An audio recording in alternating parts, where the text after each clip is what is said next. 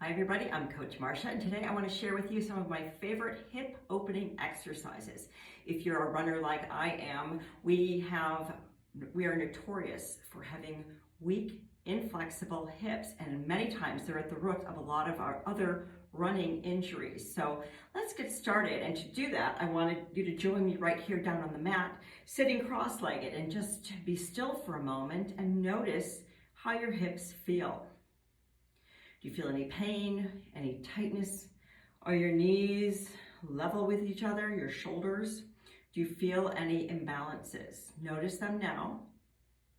And then switch your legs. So the opposite leg that you had before is in front.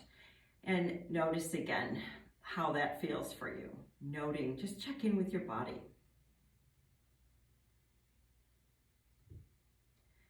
Okay, we're gonna get started by going to a tabletop position, your wrists under your shoulders, knees under your hips, and we're going to do something called hip carves.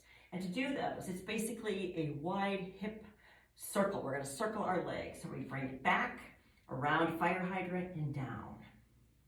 Just like so. We're going to do 5 rotations forward.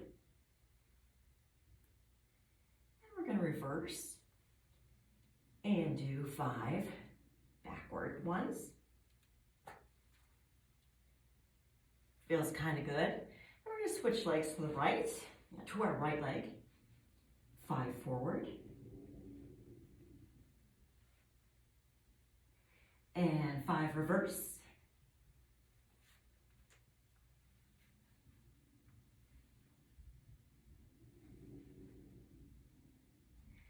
And let's take the legs back. Give ourselves a high plank.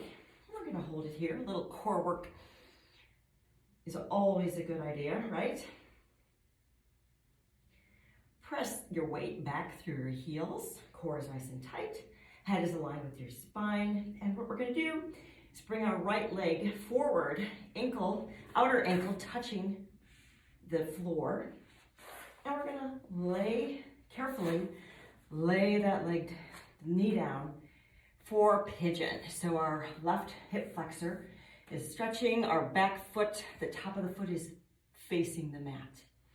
And we're just gonna hold here and breathe. Get your shoulders as square to the mat as you can. If it's available to you, you might wanna come down to your forearms and continue breathing. Let your breath do the work. Feel that hip. Just let it be, let it open. And we can come up. And we're gonna roll that back foot, those toes under, so we can send the right leg back. And resume our plank. And we're gonna bring our left foot up, same way we did for pigeon on the opposite side. And I can tell you for me, this side is definitely more tight.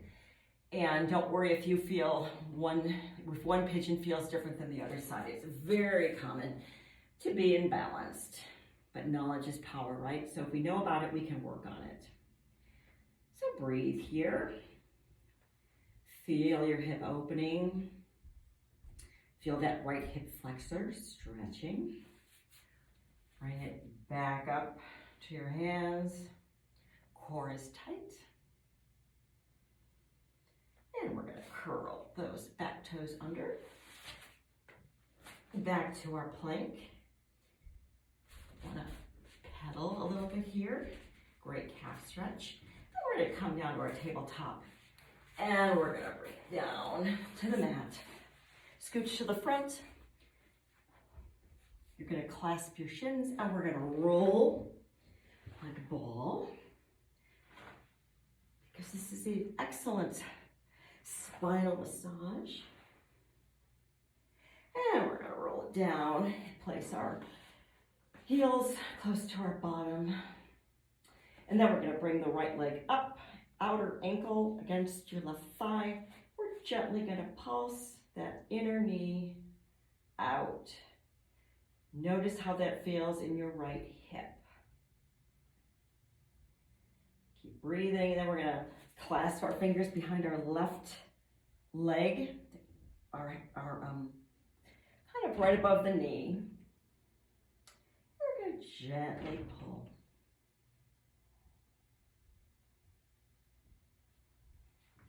And circle. Bring it up. No need to lock out your knee.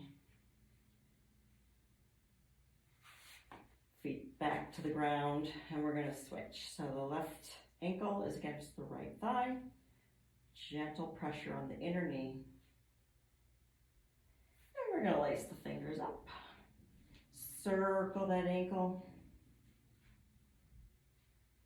Bring it up.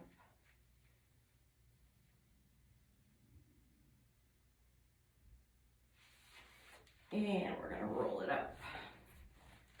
Take it back to sitting, similar to where we started, except this time I want you to put the soles of your feet together and clasp your ankles if it feels good to do so, and let your knees fall down toward the mat.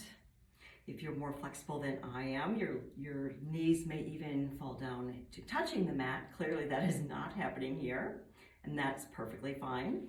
If it's in your ability today, clasp your fingers around your toes for a little bit deeper stretch, and let those just gently pulse those knees down. And I promise you, if you do this little routine once a week, ideally twice a week, and even if after a workout or after a run when you're all warmed up, if you would do this hip opening routine, I promise you, your hips will become more flexible and overall happier. So join me next time, because I've got a hip strengthening routine, which I think you're going to like. So thanks for joining me today. See you next time.